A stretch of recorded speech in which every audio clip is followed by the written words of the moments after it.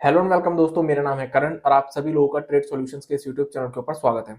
Futures and options की master class के आज के इस 13th क्लास में हम लोग जिस टॉपिक के ऊपर बात करेंगे वो है मार्जिन के बारे में कि मार्जिन क्या होता है, मार्जिन कितने तरीके का होता है, वॉलेटिलिटी क्या होती है और मार्जिन वॉलेटिलिटी से कैसे रिलेटेड होता है। तो इन सभी चीजों के बारे में हम आज की इस क्लास में डिटेल में डिस्कशन करेंगे। तो फिर चलिए स्टार्ट करते हैं। सबसे पहले हम बात करते हैं मार्जिन के बारे में कि मार्जिन क्या होता है। तो मार्जिन के बारे में अगर मैं आप लोगों को बहुत सिंपल लैंग्वेज में समझाऊं तो स्टॉक मार्केट के अंदर ट्रेड इनिशिएट करने के लिए आप लोग जो पैसा पे करते हो एक्सचेंज को ब्रोकर के थ्रू, क्योंकि आप डायरेक्टली एक्सचेंज से तो डील कर नहीं सकते, ब्रोकर के थ्रू डील करते हो। तो ब्रोकर के थ्रू एक्सचेंज को ट्रेड इनिशिएट करने के लिए जो आप लोग पैसा पे करते हो उस पैसे को ही हम कहते हैं margin. For example bank Nifty का आप लोग फ्यूचर का एक लॉट खरीदना चाहते हो जिसकी वैल्यू 1 लाख रुपए है। तो जो 1 लाख रुपए आप लोगों ने पे किए एक्सचेंज को ब्रोकर के थ्रू, उस 1 लाख रुपए को ही हम क्या बोलेंगे, मार्जिन। तो मार्जिन का मतलब सिंपल यही होता है कि आप ट्रेड इनिशिएट करने के लिए जो पैसा एक्सचेंज को पे कर रहे हो उसको हम कहते हैं मार्जिन। अब मार्जिन जो होता है वो कैश मार्केट के अंदर हर एक स्टॉक का, एफ एंड ओ मार्केट के अंदर हर एक कॉन्ट्रैक्ट का जो मार्जिन होता है वो अलग अलग होता है, सेम नहीं होता। अब ये जो अलग अलग अमाउंट होती है, ये जो मार्जिन अमाउंट हर एक स्टॉक हर एक कॉन्ट्रैक्ट की अलग अलग होती है, ये किसके ऊपर डिपेंड करती है? ये डिपेंड करती है वॉलेटिलिटी के ऊपर। तो सबसे पहले हम समझते हैं अब कि वॉलेटिलिटी क्या होती है। तो वॉलेटिलिटी का मतलब होता है कि किसी भी स्टॉक के अंदर, किसी भी कॉन्ट्रैक्ट के अंदर जो हमें उतार चढ़ाव देखने को मिलता है, जो हमें ऊपर नीचे के लेवल देखने को मिलते हैं, उसी को हम कहते हैं वॉलेटिलिटी। फॉर एग्जाम्पल, अभी आप लोगों को बैंक निफ्टी 47,500 दिख रहा है। 5 मिनट बाद बैंक निफ्टी का आप लोगों को जो लेवल दिख रहा है वो 47,550 है, और 10 मिनट बाद आप लोगों को बैंक निफ्टी का लेवल दिख रहा है 47,450।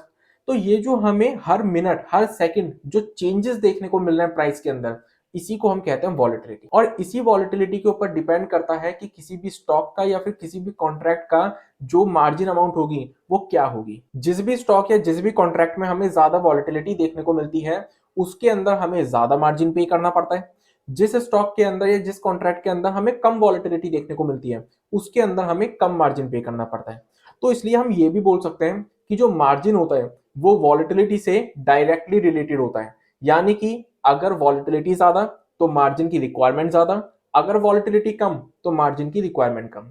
फॉर एग्जाम्पल, कभी आप लोग चेक करना, रिलायंस के फ्यूचर को बाय करने के लिए आप लोगों को कम मार्जिन पे करना पड़ेगा। वहीं अगर आप आरबीएल बैंक जैसे या फिर आइडिया जैसे स्टॉक के फ्यूचर को बाय करते हो तो आप लोगों को रिलायंस के फ्यूचर के मार्जिन के कंपैरिजन में ज्यादा मार्जिन पे करना पड़ेगा। ऐसा क्यों? क्योंकि आरबीएल बैंक और आइडिया जैसे जो स्टॉक हैं उनके अंदर हमें वॉलेटिलिटी ज्यादा देखने को मिलती है, ऊपर नीचे के लेवल ज्यादा देखने को मिलते हैं। जबकि रिलायंस जो होता है वो ज्यादा वॉलेटाइल स्टॉक नहीं है, एक स्टेबल स्टॉक है, हमें नॉर्मल उसके अंदर वॉलेटिलिटी देखने को मिलती है। इसलिए इसी तरीके से अगर आप कभी स्टॉक के ऑप्शंस के अंदर और इंडेक्स के ऑप्शंस के अंदर ट्रेड करो तो वहां पे भी आप लोगों को मार्जिन रिक्वायरमेंट में फर्क देखने को मिलेगा। इंडेक्स ऑप्शंस के अंदर अगर आप ट्रेड करते हो तो वहां मार्जिन रिक्वायरमेंट कम होती है, जबकि स्टॉक ऑप्शंस के अंदर अगर आप ट्रेड करते हो तो वहां मार्जिन रिक्वायरमेंट ज्यादा होती है। ऐसा क्यों होता है? क्योंकि इंडेक्स के अंदर हमें दिन के दौरान कोई बहुत ज्यादा बड़ी मूवमेंट्स देखने को नहीं मिलेंगी, लेकिन स्टॉक के अंदर हमें ज्यादा बड़ी मूवमेंट्स देखने को मिल जाती है। तो इसलिए मार्जिन अमाउंट जो होता है हर एक स्टॉक का या हर एक कॉन्ट्रैक्ट का वो अलग अलग होता है, सेम नहीं होता है। अब ये जो मार्जिन की रिक्वायरमेंट होती है ये कभी कम भी होती है, कभी ज्यादा भी होती है। मतलब टाइम के अकॉर्डिंग ये मार्जिन की रिक्वायरमेंट को एक्सचेंज बढ़ा भी सकता है किसी पर्टिकुलर स्टॉक या कॉन्ट्रैक्ट को लेके, और घटा भी सकता है। फॉर एग्जाम्पल, कभी आप लोग देखोगे जो एक्सपायरी का पहला दिन होता है, यानी कि किसी भी एक्सपायरी के जो स्टार्टिंग के डेज होते हैं उसमें अगर आप कोई भी पोजीशन बिल्डअप करते हो तो आप लोगों को मार्जिन रिक्वायरमेंट बहुत कम होती है, कोई ज्यादा मार्जिन आप लोगों को पे नहीं करना पड़ता पोजीशन बिल्डअप करने के लिए। लेकिन यही जैसे जैसे एक्सपायरी पास आती जाती है मार्जिन की रिक्वायरमेंट बढ़ती जाती है। ऐसा क्यों? क्योंकि जैसे जैसे एक्सपायरी पास आती जाती है वॉलेटिलिटी बढ़ती जाती है बिकॉज ऑफ एक्सपायरी। तो इसलिए मार्जिन की जो रिक्वायरमेंट होती है वो टाइम के अकॉर्डिंग एक्सचेंज के जरिए बढ़ाई भी जा सकती है, कम भी की जा सकती है। इसी तरीके से मैंने आप लोगों को एक एफ एंड ओ बैन की कंसेप्ट समझाई थी, जिसमें कि किसी स्टॉक के अंदर अगर एक लिमिट से ज्यादा पोजीशन बिल्डअप हो जाती है तो वो एफ एंड ओ बैन के अंदर आ जाता है, और वो स्टॉक एफ एंड ओ का होना चाहिए तभी वो एफ एंड ओ बैन के अंदर आएगा, ऑब्वियस सी बात है।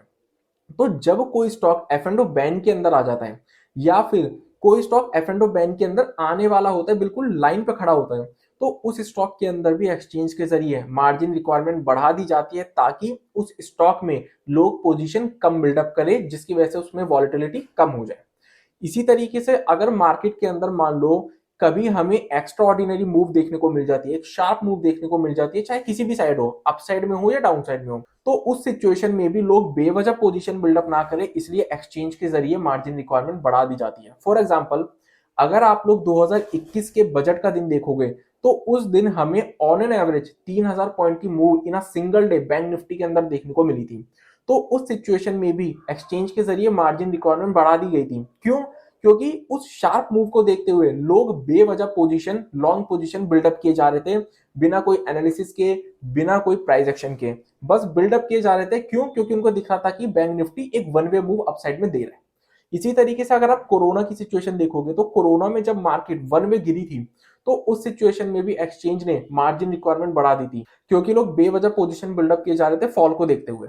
तो इसलिए एक्सचेंज जो होता है वो टाइम टू टाइम सिचुएशन के अकॉर्डिंग मार्जिन की रिक्वायरमेंट को बढ़ा भी सकता है और गिरा भी सकता है। अब हम बात करते हैं कि मार्जिन होते कितने तरीके के हैं। तो कैश मार्केट के अंदर मार्जिन अलग होते हैं और एफ एंड ओ मार्केट के अंदर मार्जिन अलग होते हैं। सबसे पहले हम बात करते हैं कैश मार्केट के बारे में कि कैश मार्केट के अंदर हमें कितने टाइप के मार्जिन पे करने पड़ते हैं एक्सचेंज को। तो कैश मार्केट के अंदर मेनली 3 टाइप के मार्जिन हमें पे करने पड़ते हैं जब भी हम कोई भी पोजीशन बिल्डअप करते हैं। सबसे पहला मार्जिन होता है वार मार्जिन यानी कि वैल्यू एट रिस्क मार्जिन। दूसरा मार्जिन होता है ईएलएम मार्जिन यानी कि एक्सट्रीम लॉस मार्जिन। और तीसरा मार्जिन होता है हमारा एमटीएम मार्जिन यानी कि मार्क टू मार्केट मार्जिन। तो सबसे पहले हम वार मार्जिन के बारे में समझते हैं कि ये क्या होता है। तो वार मार्जिन यानी कि वैल्यू एट रिस्क मार्जिन का मतलब होता है कि कैश मार्केट में जब आप किसी भी पर्टिकुलर स्टॉक के अंदर पोजीशन बिल्डअप करते हो तो उस पर्टिकुलर स्टॉक के अंदर हमें दिन के दौरान कितनी वॉलेटिलिटी देखने को मिल सकती है, उस वॉलेटिलिटी के अगेंस्ट जो आप लोगों से मार्जिन चार्ज किया जाता है उसको हम कहते हैं वैल्यू एट रिस्क मार्जिन यानी कि वार मार्जिन। फॉर एग्जांपल, आप लोग रिलायंस के अंदर पोजीशन बिल्डअप करते हो कैश मार्केट में और रिलायंस दिन के दौरान 1-2% की मूव दिखा देता है ऊपर नीचे की।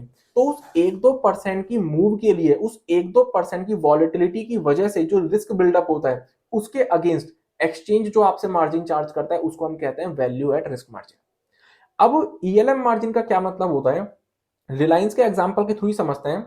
रिलायंस की नॉर्मल जो मूवमेंट होती है दिन की वो होती है 1-2% की।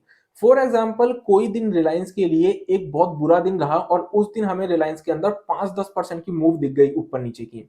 तो ऐसी सिचुएशन को हैंडल करने के लिए, ऐसे रिस्क को हैंडल करने के लिए एक्सचेंज जो आपसे मार्जिन चार्ज करता है उसको हम कहते हैं ईएलएम मार्जिन यानी कि एक्सट्रीम लॉस मार्जिन। अब अगर हम बात करें एमटीएम मार्जिन यानी कि मार्क टू मार्केट मार्जिन की, तो रिलायंस का ही एग्जांपल लेते हैं।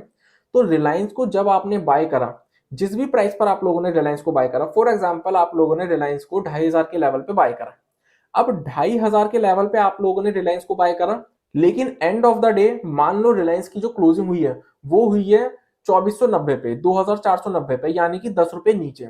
तो ये जो 10 रुपए का आप लोगों को end of the day loss दिख रहा है, इस लॉस के अगेंस्ट जो एक्सचेंज आप लोगों से मार्जिन चार्ज करता है उसको हम कहते हैं एमटीएम मार्जिन यानी कि मार्क टू मार्केट मार्जिन की। तो कैश मार्केट के अंदर मेनली ये 3 टाइप के मार्जिन होते हैं जो कि आप लोगों को एक्सचेंज को पे करने पड़ते हैं जब भी आप कोई भी पोजीशन कैश मार्केट के अंदर बिल्डअप करते हो। पहला मार्जिन वार मार्जिन यानी कि वैल्यू एट रिस्क मार्जिन, दूसरा मार्जिन ईएलएम मार्जिन यानी कि एक्सट्रीम लॉस मार्जिन, और तीसरा मार्जिन एमटीएम मार्जिन यानी कि मार्क टू मार्केट मार्जिन।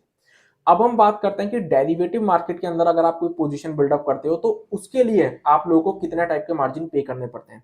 तो डेरिवेटिव मार्केट में मेनली 2 टाइप के मार्जिन आप लोगों को पे करने पड़ते हैं। पहला होता है इनिशियल मार्जिन, जिसे कि आप स्पैन मार्जिन भी बोल सकते हो। स्पैन मार्जिन का मतलब होता है standard portfolio analysis of risk. और दूसरा मार्जिन होता है हमारा एक्सपोजर मार्जिन। अब स्पैन मार्जिन को आप लोग ऐसे समझो जैसे कैश मार्केट के अंदर वार मार्जिन था, value at risk margin, span margin उसी की तरह होता है। और एक्सपोजर मार्जिन को आप लोगों को ईएलएम मार्जिन की तरह समझ रहे हैं। जैसे कैश मार्केट में ELM margin extreme loss margin था, उसी तरीके से डेरिवेटिव मार्केट में एक्सपोजर मार्जिन होता है। तो स्पैन मार्जिन का या इनिशियल मार्जिन का सिंपल मतलब होता है कि डेरिवेटिव मार्केट में कोई भी पोजीशन बिल्डअप करने के लिए आप लोगों को जो पेमेंट करनी पड़ती है उसको हम कहते हैं स्पैन मार्जिन यानी कि इनिशियल मार्जिन यानी कि अपफ्रंट मार्जिन। वहीं दूसरी तरफ एक्सपोजर मार्जिन का जो मतलब होता है वो क्या होता है कि डेरिवेटिव मार्केट के अंदर आप जिस भी कॉन्ट्रैक्ट में पोजीशन बिल्डअप कर रहे हो उस पोजीशन के अंदर आप लोगों को मान लो किसी दिन आपकी पोजीशन के अगेंस्ट मूवमेंट देखने को मिल गई, और वो भी कोई छोटी मोटी नहीं, बड़ी मूव देखने को मिल गई। तो ऐसी सिचुएशन को हैंडल करने के लिए जो मार्जिन कलेक्ट किया जाता है एक्सचेंज के जरिए उसको हम कहते हैं एक्सपोजर मार्जिन। इसलिए मैंने आप लोगों को बोला कि आप लोगों को स्पैन मार्जिन को कैश मार्केट के वार मार्जिन की तरह समझना है और एक्सपोजर मार्जिन को कैश मार्केट के ईएलएम मार्जिन की तरह समझना है। तो आज की इस 13th क्लास में मैंने आप लोगों को मार्जिन से रिलेटेड सभी चीजें डिटेल में समझाने की कोशिश की है कि मार्जिन क्या होता है, मार्जिन कितने तरीके का होता है, कैश मार्केट में कितने तरीके का होता है, डेरिवेटिव मार्केट में कितने तरीके का होता है, उसका मतलब क्या होता है, वॉलेटिलिटी क्या होती है और मार्जिन किस तरीके से वॉलेटिलिटी से रिलेटेड होता है। तो ये सब चीजें मैंने आप लोगों को आज के इस 13th क्लास में डिटेल में समझाने की कोशिश की है एंड आई होप कि आप सभी लोगों को ये सभी चीजें अच्छी तरीके से समझ में आ गई होंगी। लेकिन अगर आप लोगों को फिर भी कोई भी डाउट होता है तो आप हमें बेझिझक कमेंट सेक्शन में कमेंट करके पूछ सकते हैं। तो फ्यूचर्स एंड ऑप्शंस की मास्टर क्लास की आज की इस 13th क्लास को मैं यहीं पर कंप्लीट करता हूं। तो मिलते हैं नेक्स्ट क्लास में, तब तक के लिए स्टे सेफ, स्टे हेल्दी।